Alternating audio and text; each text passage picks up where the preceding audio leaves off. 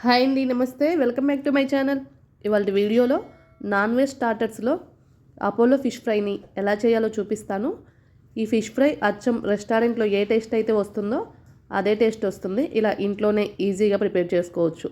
ఇంక లేట్ చేయకుండా ప్రాసెస్లోకి వెళ్ళిపోదాం. ముందుగా ఇలా ఒక బౌల్లోకి 450 నుంచి 500 గ్రామ్స్ వరకు బోన్లెస్ ఫిష్ ముక్కలను తీసుకొని ఇలా చిన్న చిన్న ముక్కలుగా కట్ చేయించి తీసుకోవాలి. వీటిల్లో ముళ్ళైతే అస్సలు ఉండవు.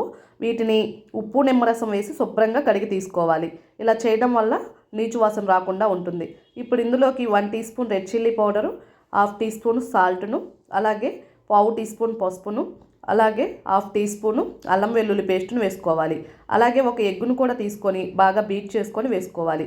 ఇలా ఎగ్ వేయటం వలన మసాలాలన్నీ ఫిష్ ముక్కలకి చక్కగా పడతాయి.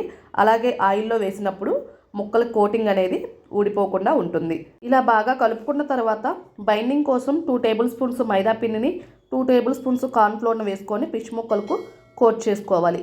ఒకవేళ బైండింగ్ మీకు కొంచెం గట్టిగా అనిపిస్తే వాటర్ని కొంచెం వేసుకోవచ్చు. ఇక్కడ ఫిష్ ముక్కలకి బైండింగ్ అనేది మరీ గట్టిగా ఉండకూడదు, అలానే మరీ పలుచగా ఉండకూడదు. కన్సిస్టెన్సీ అనేది ఈ విధంగా ఉంటే సరిపోతుంది.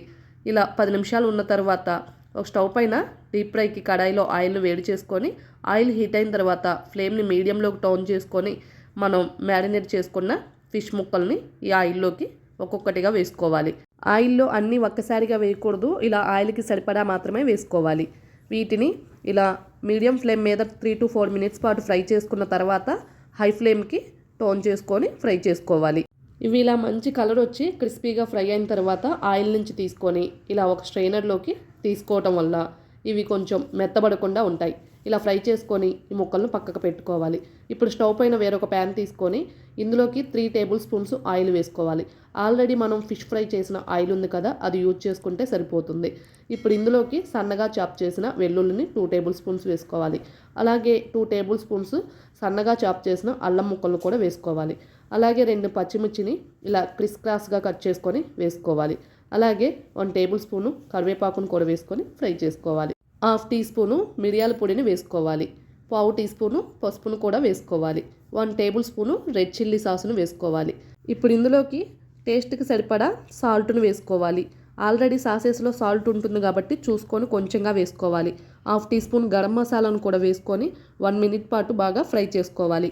ఇవన్నీ ఇలా ఫ్రై అయిన తర్వాత రెస్టారెంట్ టేస్ట్ రావాలి అంటే దీనిలోకి పెరుగును వేసుకోవాలి. కానీ మనం చేప ముక్కలు తినేటప్పుడు పెరుగు కాంబినేషన్తో తినం కాబట్టి ఇలా 1/2 కప్పు వాటర్ని యాడ్ చేసుకోవాలి. అలాగే 1/2 చెక్క నిమ్మరసాన్ని కూడా వేసుకొని కొంచెం చిక్కబడనివ్వాలి. అలా అని ఇక్కడ గ్రేవీ కన్సిస్టెన్సీ అనేది మరీ చిక్కపడకూడదు, అలా అని మరీ నీళ్ళగా ఉండకూడదు. చిక్కబడింది అంటే ముక్కలకు మసాలాలు సరిగా పట్టవు. మరీ నీళ్ళగా ఉంది అంటే ముక్కలు మెత్తబడిపోతాయి. ఇలా ఈ కన్సిస్టెన్సీలో ఉన్నప్పుడు ముక్కలను యాడ్ చేసుకోవాలి.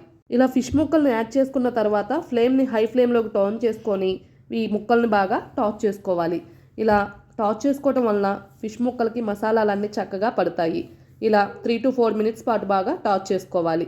ఫైనల్గా సన్నగా చాప్ చేసిన కొత్తిమీరను కూడా వేసుకొని ఒకసారి అంతా బాగా కలుపుకొని స్టవ్ ఆపేసి దీన్ని ఒక సర్వింగ్ ప్లేట్లోకి సర్వ్ అవుట్ చేసుకోవడమే.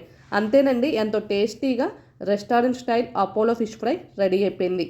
ఈ ఫిష్ ఫ్రైని ఇలా డైరెక్ట్గా అయినా టమాటా కెచప్తో సర్వ్ చేసుకొని తినేయవచ్చు, లేదంటే రసం సాంబార్ లాంటి వాటిలోకి సైడ్ డిష్గా అయినా తినవచ్చు.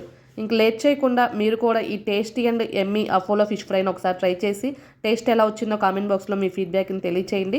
మీకు ఈ వీడియో నచ్చితే లైక్ చేయండి, మీ ఫ్రెండ్స్కి రిలేటివ్స్కి షేర్ చేయండి. కొత్తగా మన ఛానల్ చూసే వాళ్ళు ఎవరైనా ఉంటే సబ్స్క్రైబ్ చేసుకోండి. Thank you for watching.